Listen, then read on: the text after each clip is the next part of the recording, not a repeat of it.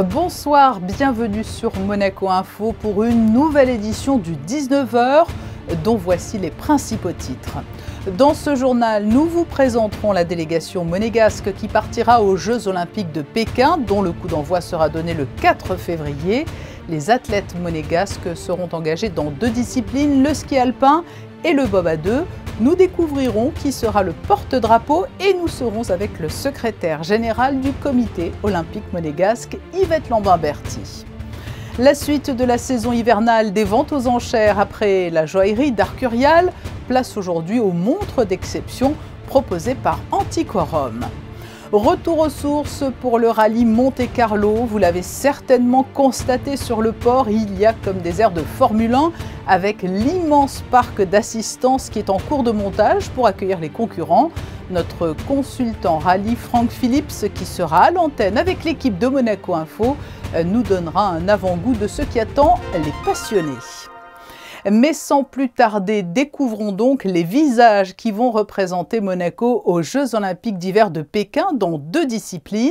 La cérémonie officielle de présentation des athlètes a eu lieu aujourd'hui au Yacht Club en présence du prince Albert II.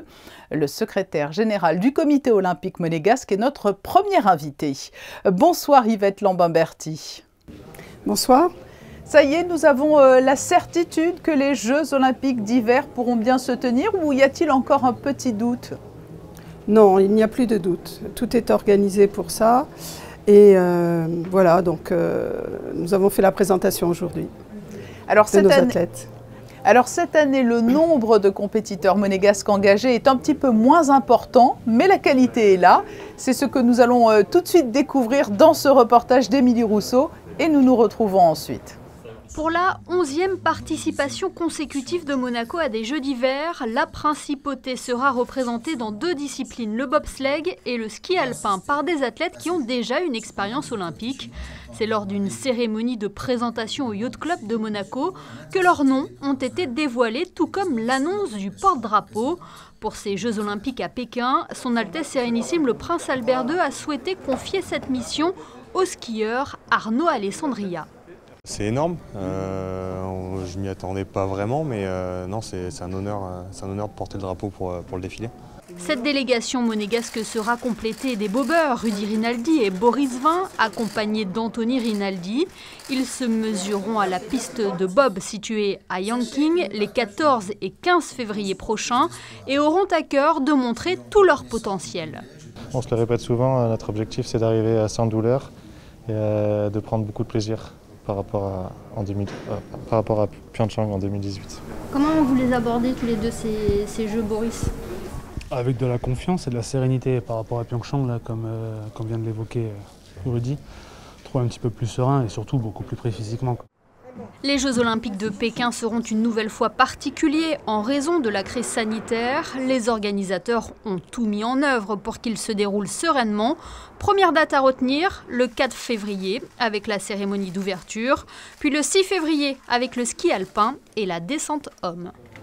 Comment le choix s'est-il opéré sur cette équipe que vient de nous présenter Émilie Rousseau, une équipe donc de bob à 2 et Arnaud Alessandria en ski alpin? Ils ont dû faire des minima, obtenir une qualification? Eh bien, ce sont une somme de compétitions auxquelles ils ont participé, aussi bien pour le bob que pour le ski, et qui leur ont permis de marquer des points pour arriver au quota qui est souhaité pour pouvoir être sélectionnés pour les Jeux. Ils ont déjà goûté aux Jeux Olympiques, hein? Ils ont déjà eu cette expérience. Oui, en effet, tous les 3. Ils ont déjà moins d'émotions par rapport à cette compétition mythique que tout sportif espère de pratiquer. Et le fait d'avoir déjà participé, eh bien, ça ouvre un champ, je dirais, d'adaptation plus facile. Et le choix du porte-drapeau, comment l'avez-vous déterminé? Eh bien, c'est le choix du prince d'abord. Et je pense que Rudy, qui est le pilote du bob, ayant déjà porté le drapeau, il revenait à Arnaud, tout naturellement. Ils ne partent pas seuls. Quelle sera la logistique d'encadrement de l'équipe de Monaco? Il y a toujours un chef de mission. Quand partiront-ils? Oui. Alors oui, bien sûr, il y a un chef de mission, c'est monsieur Damien Desprats qui travaille au comité olympique. Et lui partira en précurseur le 26, le ski partira le 28 et en principe le bob le 30.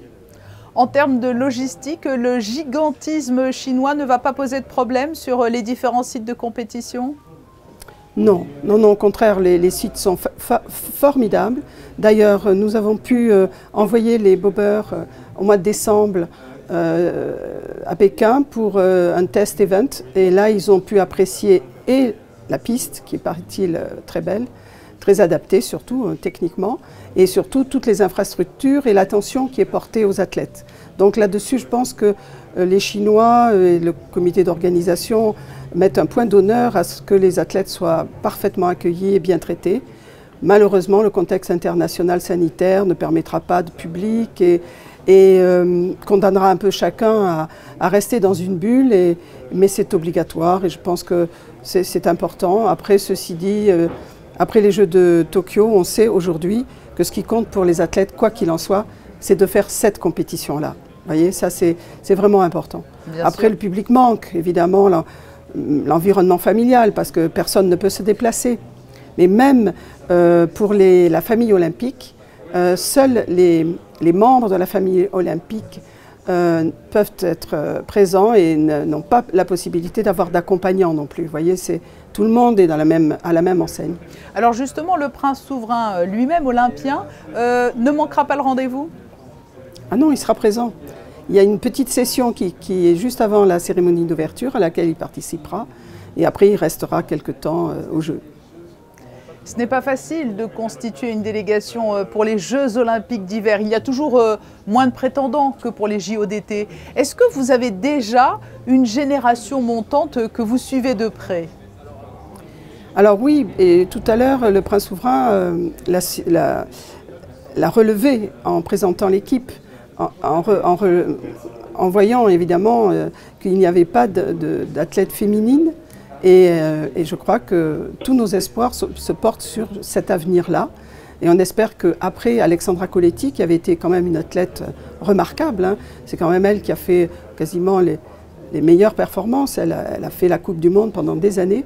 Donc que les jeunes filles suivront sa voie. Elle est tracée, donc il ne faut pas laisser le temps l'effacer. Et il faut qu'elles soient nombreuses derrière à faire du ski et à essayer d'avoir cet objectif. Que peut-on espérer, que peut-on souhaiter à nos deux bobeurs et à Arnaud? Alors le bob, évidemment, c'est une équipe qui est extrêmement motivée. Donc on peut espérer voilà, qu'il puisse être dans le top 10. Je pense que ce serait formidable, vraiment.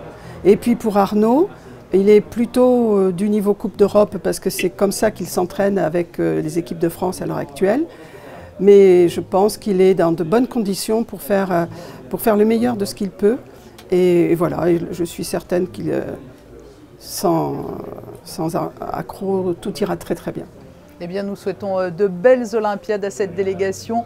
Merci Yvette Lambin-Berty d'avoir répondu à notre invitation, alors que vient d'être présentée aujourd'hui la délégation monégasque qui prendra part aux Jeux Olympiques d'hiver de Pékin. Merci à vous. Et lors de cette présentation au Yacht Club, le comité olympique monégasque a tenu à mettre en lumière un projet caritatif qu'il soutient et porté par un olympien monégasque, qui plus est désormais marathonien, Pascal Camia.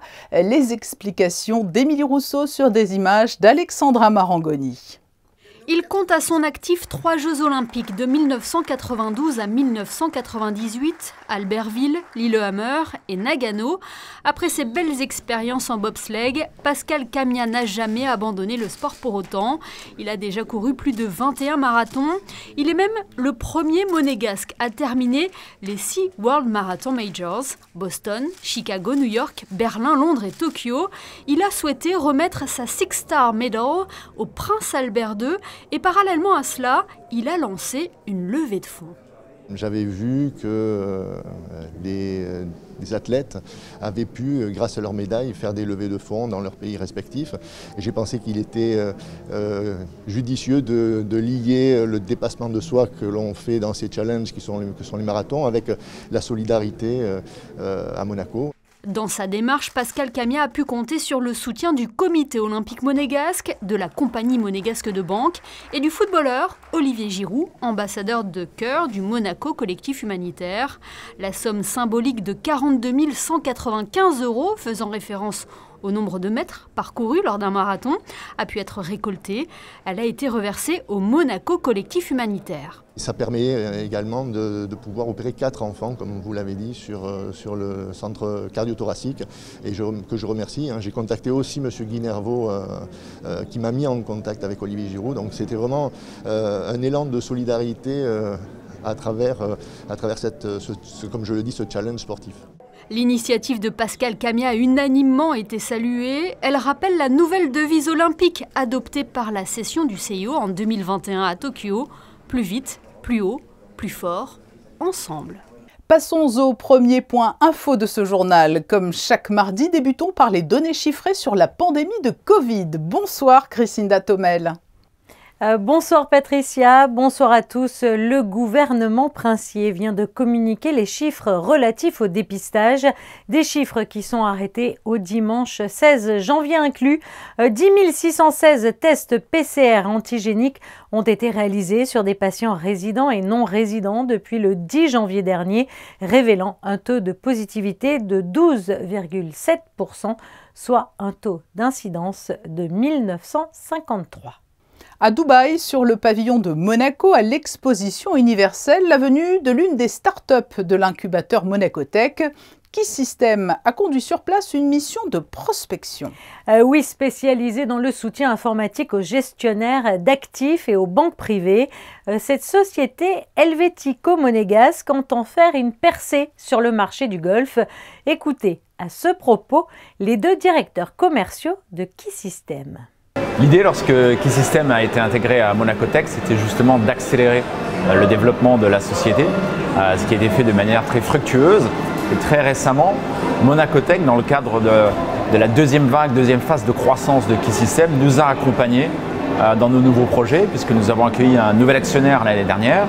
Et l'idée, depuis l'année dernière, était de recruter de nombreux nouveaux collaborateurs au sein de l'équipe afin d'accélérer le développement commercial dans les différentes zones du monde et notamment dans le Moyen-Orient, comme ici à Dubaï où nous nous trouvons aujourd'hui. Et pour ce faire, Monacotech a accueilli le campus Keysystem qui nous a permis d'accueillir ces nouveaux collaborateurs et de les former pour justement atteindre nos nouvelles ambitions, nos nouveaux objectifs pour 2022 et les années futures, et a été vraiment instrumental dans cette période de transition pour nous. So in terms of cybersecurity and the information, because this is the biggest issue in the industry today, we as Keysystem, from the beginning we adapted to this, so the information is not accessible by us. We don't have access to the client's information and to the client of our client's information. Mainly it is set up in their own environment, let it be cloud or let it be in the physical hardware. So the software and our back office support is at their own premises, and we do not have access to their information, which is key today in our industry and in this sector. Vous l'aurez donc compris, Patricia, Keysystem est un élément clé en matière de cybersécurité et s'est donné pour mission de simplifier et d'améliorer le quotidien des professionnels de la gestion privée, tout en réduisant et maîtrisant les challenges et les contraintes de l'industrie financière. Nous vous le disions dans notre précédente édition, le coup d'envoi de la saison hivernale des ventes aux enchères a été donné lundi. Tout au long de la semaine, des pièces rares de tous horizons sont mises en vente à Monaco.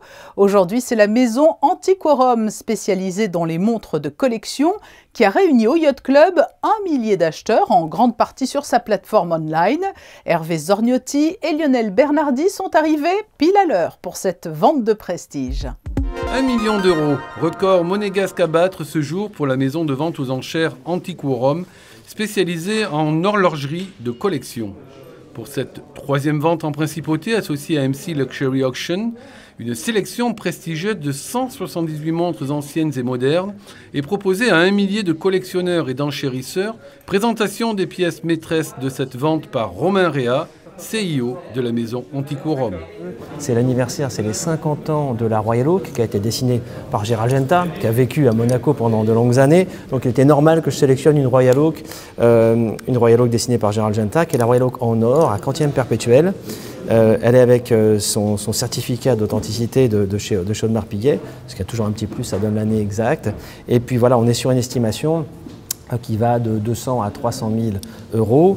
La deuxième, c'est pour être sur un modèle qui est quand même très classique et très connu du monde des collectionneurs. C'est le Daytona Rolex Paul Newman. Celui-ci est un modèle étanche. Vous voyez, vous avez des poussoirs vissés, donc c'est la particularité. On est dans le début des années 70. Alors l'acteur américain, en fait, le portait des Daytona, pas forcément le modèle Paul Newman, mais aussi le modèle Paul Newman, qui est en fait ces petits drapeaux à damier qui sont dans les compteurs. On voit des petits carrés, donc ça fait penser un petit peu au drapeau à damier. Et voilà, et donc il portait cette montre, et c'est de là que les collectionneurs ont donné le nom de Paul Newman. C'est pas du tout un modèle qui a été nommé par Rolex. Au-delà de l'engouement pour ces mécaniques précieuses et souvent vintage, les montres seraient-elles devenues bien plus que des accessoires de mode? Les montres sont devenues une valeur refuge d'un point de vue financier, et il est certain qu'on a des résultats qui sont impressionnants dans les ventes aux enchères, mais aussi dans les ventes entre particuliers. On voit que la valeur de l'objet montre, toutes marques confondues, on va dire, on va quand même y aller 3 marques, Audemars Piguet, Rolex et Patek Philippe en priorité, sont des montres qui ne vont pas perdre de l'argent et qui ne font qu'en gagner. Que ce soit des montres modernes, hein, dans les boutiques que l'on peut trouver ici à Monaco, qui vendent des montres modernes, ou que ce soit dans les montres de collection ou dans les montres anciennes. Dans les deux catégories, elles prennent de la valeur aujourd'hui. Il fallait plus que jamais être à l'heure aujourd'hui au Yacht Club si vous souhaitiez débuter ou enrichir votre collection de montres. Le port est en pleine ébullition. L'édition 2022 du Rallye Monte-Carlo partira et arrivera chaque jour à Monaco. Cela n'avait plus été le cas depuis 15 ans. Nous suivrons bien sûr à partir de jeudi sur Monaco Info quotidiennement l'épreuve avec Vanessa Dessy, Frédéric Hélion, Christophe Paco et notre consultant de luxe, dernier vainqueur monégasque du rallye, c'était en 98, Franck Phillips. Et il est avec nous aujourd'hui pour nous livrer un avant-goût de ce rallye 2022.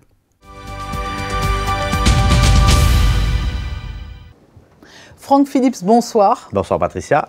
Bon, alors toutes les éditions sont prometteuses, vous ne nous direz pas le contraire, mais cette année, et on le voit sur le port, c'est un retour en force aux sources pour le Rallye Monte-Carlo. C'est carrément le retour aux sources, et c'est une première aussi pour les 90 ans de notre épreuve, l'épreuve phare du rallye mondial en fait, le WRC. C'est un retour en force sur la principauté que l'Automobile Club a voulu justement marquer pour cette 90e édition. Alors on va faire un tour d'horizon un petit peu de ce qui nous attend, et bien entendu commençons par les engagés. Il y aura du beau monde. Il y a du beau monde, il y a des revenants, il y a ceux qui devaient partir et puis qui sont toujours là. Alors là vous parlez d'Ogier, il y a l'Hub. Il y a l'Hub qui sort du Dakar aussi. Voilà, il y a pas mal il va y avoir un beau plateau, enfin il y a un beau plateau entre les petits jeunes qui ont prouvé l'année dernière déjà qu'ils étaient potentiellement, on va dire, consacrables au niveau du championnat du monde.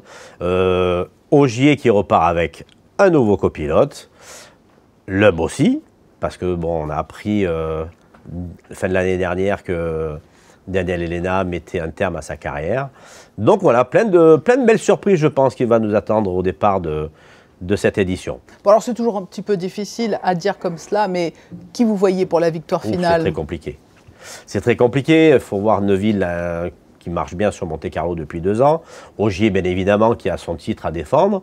L'Hub qui veut faire le vétéran et puis qui a aussi un petit peu approuvé avec son nouveau contrat avec Ford pour les quelques épreuves du rallye en WRC en mondial. Donc voilà, il y a plein de potentiels vainqueurs sur cette édition.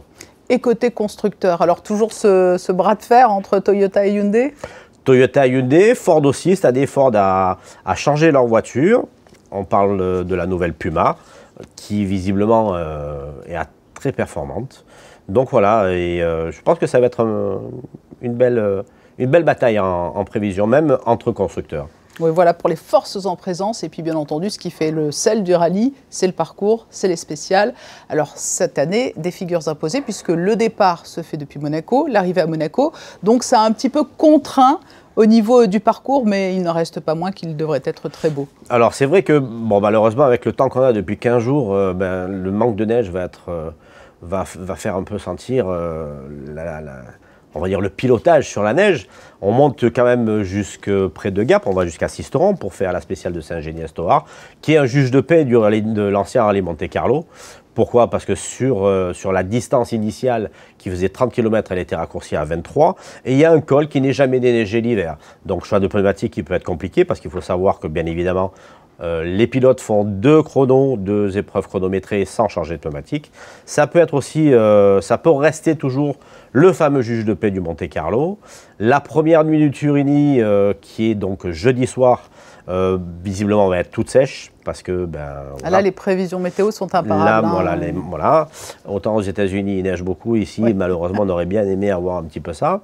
Mais ça peut être déjà dès jeudi soir on va un petit peu voir les forces en présence, sans oublier aussi les amateurs qui arrivent en WRC2 avec la configuration en dessous des WRC qui s'appelle les R5 en fait, où les amateurs cette année je pense qu'on beaucoup à jouer parce que bien évidemment la route est beaucoup moins piégeuse, mais aussi le fait que l'inconnu des voitures hybrides peuvent causer aussi des questions. À ce tournant du sport automobile. La grande nouveauté, c'est l'arrivée officielle des hybrides. Tout à fait. Donc, bon, on l'a vu avec la F1 déjà depuis quelques années. Aujourd'hui, la FIA a instauré donc, les voitures hybrides en championnat du monde des rallyes. Il est évident que ça leur donne de la puissance supplémentaire, mais alors on ne va pas rentrer dans les détails parce que on en parlera jeudi soir. Ça donne un plus à un moment donné, mais ça on le développera jeudi tous ensemble. Oui, parce que l'arrivée des véhicules électriques en Formule 1 a été largement décriée. Oui. Là, ce n'est pas le cas en rallye. C'est pas le cas. Au contraire, on espère beaucoup, on mise beaucoup sur cette nouvelle technologie. On mise beaucoup. Pourquoi? Parce que c'est un phénomène qui est un petit peu différent que la F1. La F1, ils sont 100% hybrides. C'est-à-dire que la voiture fonctionne beaucoup avec l'hybride. Sur les voitures de rallye, en fait, cette énergie électrique est ponctuelle. Les pilotes peuvent s'en servir, d'accord, pour une puissance, on va dire, ponctuelle. Alors qu'en F1, c'est complètement différent. La voiture est complètement hybride. On a parlé des engagés, des constructeurs, du parcours. Et puis, il y a une équipe dans l'équipe. Alors, à Monaco Info, vous serez un quatuor pour nous faire vivre cette épreuve pendant les 4 journées et tous très complémentaires. Oui, alors cette année, on a la chance avec vous de faire un petit plus. On fait les experts, chose qui est aussi important pour tout le monde de comprendre parce que le départ, c'est toujours bien de voir tout le monde, mais aussi de savoir comment se déroule l'épreuve jour par jour. Donc, grâce à la direction de la communication, on va faire un plateau un petit peu différent pour que justement que les gens arrivent vraiment à comprendre comment ça se passe jour par jour sur la technicité, un peu sur le pilotage, les erreurs de pilotage bien évidemment. Et je pense que ça va être un plus à suivre aussi le petit journal des experts le matin. Oui, le rallye, le départ donc jeudi en direct sur nos réseaux sociaux, puis ce magazine Les Experts le vendredi, samedi et le dimanche. Il faudra être matinal, hein, ce sera à 8h30 et le dimanche également le final à 20h30. Merci beaucoup Franck Phillips de nous avoir livré cet avant-goût du rallye Monte-Carlo 2022. Et vivement jeudi que les hostilités commencent. Christine Thomel nous rejoint pour développer les autres titres de l'actualité. Et tout d'abord, l'agenda culturel des jours à venir avec de l'opéra et Il Turco in Italia de Gioacchino Rossini. À l'instar du Barbier de Séville, injustement rejeté lors de sa création à cause de la faveur du public, Le Turc en Italie de Rossini apparaît aujourd'hui comme un opus majeur. L'ouvrage est une succession de trouvailles musicales et de situations drôles où les jeux de la séduction devraient permettre aux spectateurs de savourer un exceptionnel moment de théâtre et de musique.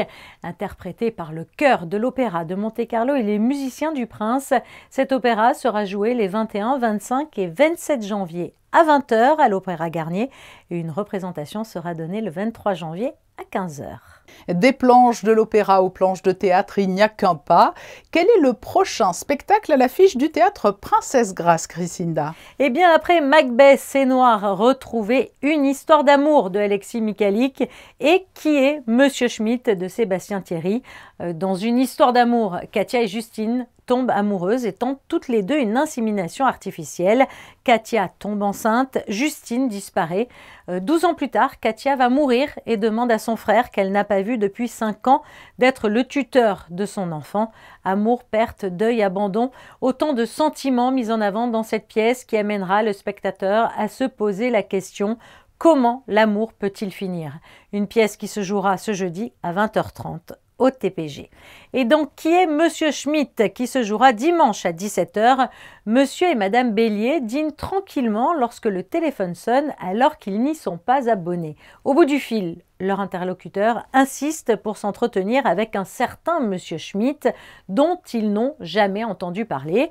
Ils découvrent alors que leur appartement n'est plus le même, que leurs livres ont été remplacés et qu'ils portent des vêtements qu'ils ne reconnaissent pas. Plus terrifiant encore, leur porte d'entrée est verrouillée de l'extérieur. Vous croyez alors le pire arriver et pourtant le cauchemar ne fait que commencer. 2 pièces à retrouver cette semaine au théâtre Princesse Grace, Patricia. Plus de 500 élèves de Monaco viennent de prendre part au vote du festival Cinema for Change en qualité de membres du jury. Cela s'est passé au Théâtre des Variétés. Effectivement, un festival qui chaque année connaît un fort succès auprès des petits élèves de Monaco. Appelé jusqu'à l'an dernier Le Temps Presse, ce festival renommé Cinema for Change s'inscrit dans une démarche engagée pour un cinéma citoyen et présente des courts-métrages venus du monde entier. Des courts-métrages toujours en lien avec le développement durable et ses 17 objectifs instaurés par les Nations Unies en septembre 2015, avec pour objectif de sensibiliser les enfants et les adolescents au développement et à la solidarité internationale. 9 prix seront décernés lors de la remise des prix qui se déroulera au mois d'avril à Paris, dont les 3 prix jeunesse décernés par les écoliers, les collégiens et les lycéens de Monaco. Et puis avis aux philatélistes, 2 nouveaux timbres vont être émis le 17 mars prochain. Oui Patricia, les 2 timbres mettent en lumière les chanteurs d'opéra. Le premier est consacré à Victor Maurel, l'un des plus grands barytons français. Victor Maurel est certainement le plus grand chanteur d'opéra de tous les temps. Né en 1848 à Marseille, il est admiré pour sa technique remarquable et sa musicalité hors du commun. Sa collaboration avec Verdi le fit entrer dans la légende. Le second timbre rend hommage à Félia Livine, une soprano dramatique russe, élève de Victor Maurel. Née en 1860 à Saint-Pétersbourg, la jeune chanteuse est naturalisée française en 1893 et elle interpréta le rôle d'Amélia de l'opéra de Verdi. Sa voix puissante retentit aussi à de nombreuses reprises sur la scène de l'Opéra de Monte-Carlo. 2 timbres qui sont donc mis en vente à l'Office des timbres de Monaco, Patricia. Et sachez justement, puisque l'on évoquait au début de ce journal la présentation des athlètes monégasques qui vont participer aux Jeux Olympiques de Pékin, un timbre relatif à ces JO et à l'effigie des athlètes vient tout juste d'être émis. Ce journal ne serait pas tout à fait complet sans les prévisions météo pour la journée de mercredi, Chrisinda. Mercredi, un temps couvert dans l'ensemble, malgré quelques éclaircies. Dans la matinée, le ciel sera plus dégagé, mais l'après-midi, le soleil ne sera pas au rendez-vous. Des rafales de vent pouvant atteindre les 17 km/h traverseront aussi la région, entraînant dans leur sillage de la fraîcheur. 7 degrés pour les minimales et 11 pour les maximales. L'eau de mer sera moins fraîche puisqu'elle sera à 15 degrés. Le soleil se lèvera à 7h57 et se couchera à 17h24. Demain, nous fêterons les Marius. C'est noté, Chrisinda. Nous nous retrouverons demain à 19h pour un nouveau journal. Quittons-nous avec les athlètes monégasques qui défendront les couleurs de la principauté aux Jeux Olympiques d'hiver. Ils ont été officiellement présentés aujourd'hui. Les photos sont signées Stéphane Dana. Merci de nous être fidèles chaque soir. Très belle soirée à vous. À demain.